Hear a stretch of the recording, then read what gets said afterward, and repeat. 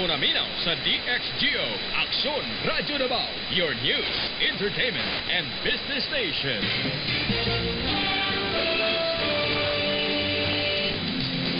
Manila Broadcasting Company, sa balita, issue, kalingawan, negosyo, o serbisyong publiko.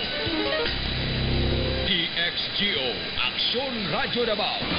Aksyon Radyo. Pag naay aksyon, naay radyo.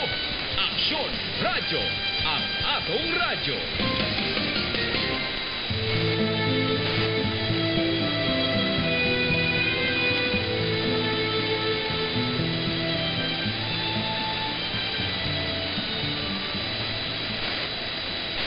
Niining kagabhion atong pasalamatan ang Ginoo nga maoy nigiya kanato sa malampusong butang nga atong nahimo karong adlaw. Pinaagi sa kaalam nga gihatag niya kanato ngadto sa malampusong desisyon. Salamat usab sa mga panalangin nga gihatag sa pagpaningkamot nga gipahinungod ngadto sa atong pamilya. Isig katawo og sa nasod. Mamahimo unta kining tinubdan sa gugma. Kamatuuran, pagtahod sa matag usa ka nato. Og ang tumong nga makaalagad. Hinaot pagiyahan paunta kita niya sa mga musunod pa nga mga adlaw sa pagpanginabuhi nga hapsay ug malinaw. Amen.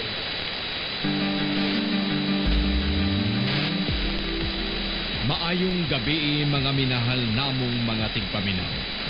Ang sibiyahanan sa DXGO Aksyon Radyo Davao sa makausapa mutapos usab niining laing adlaw sa atong panagsibya. Ang DXGO Aksyon Radyo Davao, usa ka commercial radio station dinhi sa syudad sa Davao, diin nagsugod sa operasyon niadtong March 16, 1998. Kinsa nga gipanagiyahan sa Manila Broadcasting Company nga ang studio ug transmitter ania mahimutang sa MBC Compound, Barangay Duterte, Arcastillo Street, Agdao, Davao City. Ang DXGO Aksyon Radyo Davao, miyembro sa kapisanan ng mga broadcasters ng Pilipinas nga gasibya sa gikusgon sa 10,000 watts. Ang DXGO Aksyon Radyo Davao dunay tumong sa pagsibya, pinasubay sa broadcasting ethics ug labaw sa tanan sa nasudnong interes. Nagsibya ang DXGO Aksyon Radyo Davao pinaagi sa among lisensyadong personahe sa National Telecommunications Commission, Chief Technician Christopher E. Cardanio, First Class Radio Telephone Operator with license number 93-1PXI-6710. Ronald Baliton with license number 04-1PXI-26077. Anatalio Soter Jr. with license number 15-1PXI-26981.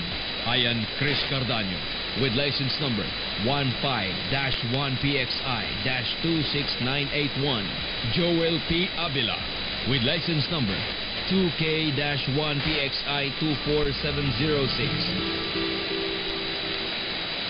Mga higala, opisyal na nga tapuson sa DXGO Aksyon Radyo Davao ang atong pagsibya niining adlawa pinaagi sa nasudnong awit. Mga kababayan, ang pambansang awit ng Pilipinas.